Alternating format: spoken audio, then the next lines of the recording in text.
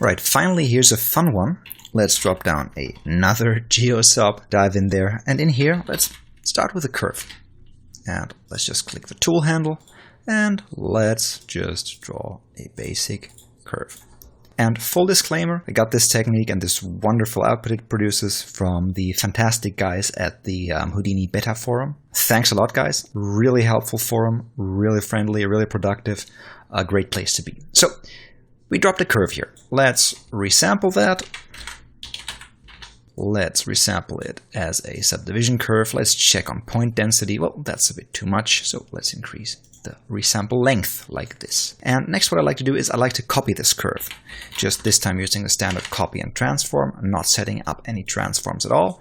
Just copying this curve onto itself, basically. Let's make 10 copies. Next, what I'd like to do is I'd like to offset each of those curve points a bit differently, depending on which curve they belong to. And there are multiple ways how you could do that.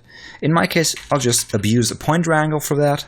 And the first thing I want to do is check to which primitive each point belongs to. So let's call this array P's for primitives. And let's use a function called pointprims.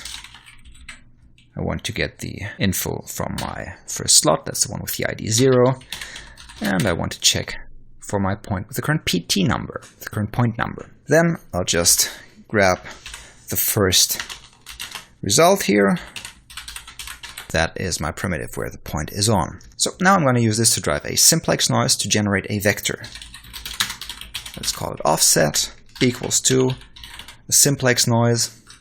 And I want to sample this noise at our current point position plus a vector that I'll build out of my primitive number here. So depending on which primitives we offset the noise. Let's just try this here. And then from this vector, which ranges in between 0, 0, 0 and 1, 1, 1, let's subtract 0.5, 0.5, and 0.5 so it can point into both directions. And finally, let's add this vector to our current point position like this. And that did not really work, so let's check what's going on here. I'm not sure if I found a bug here, but what I did was just I cut out this vector that I'm subtracting here and then repasted it and suddenly it worked. So maybe that'll be fixed until final release. Let's see. Okay, so what I have here is just basically a bunch of curves. And when I drop down a wireframe, and let's reduce the radius a tiny bit, wire this in here, highlight it, I can see, well, those lines are partially intersecting. For example, here or here. They're just sticking into each other, or here. And I don't want that. And luckily, Houdini's got a solution. And it's part of the Vellum toolkit, and it's called Detangle. And for the Detangle mode to work, what I first need is a rest position with my original curve position here. And let's wire that into the Detangle SOP here and highlight it. And in here, it wants the previous position specified. And we're going to use the rest position as a previous position. And you can see this changes the positions of the individual curve points a bit. So let's highlight that wire and wire in the detangled version of that.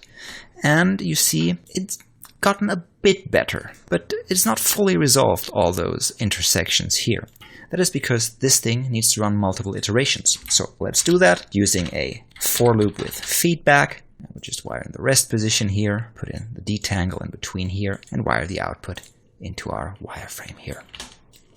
We can see now with 10 iterations, or maybe let's increase them to say 32, those collisions get gradually resolved better and better. So coming from this, we went to this, which of course has some jaggies in there. So instead, let's drop down a resample again, set this one to resample as a subdivision curve and wire in between the repeat end and the wire node like this. And we now have those smoothed cables, curves running along here. Maybe it needs a bit more subdivisions like this. And let's look at it without the wireframes, so like this. This is the result of multiple iterations of the detangler. So very, very simple cable management for non-intersecting cables in your scene. Very fun node, I think, and one that yields many possibilities of how to use and how to abuse it. All right, this was the short overview of what's in with Vellum in Houdini 17. It's by no means comprehensive. And if you want to dive deeper into what PBDs are, position-based dynamics, how to use them, how to abuse them, how to set them up manually, and how to work with the standard grains and with Vellum in Houdini, there might be something coming up very soon on our Patreon. With that being said, thanks so much guys, and a very, very special thank you goes out to all of our patrons, especially Kyoko Sakane, Martin Ögren, Joseph Howerton, Nick, Chris Hebert, Refik Anadol, Rob Bryant Jr., and Mohamed Alabri. Thanks so much guys. I hope you enjoy exploring Houdini 17 as much as I do, and I'm very much looking forward to the artwork you guys create with this new version of Houdini. So, it's cheers and goodbye.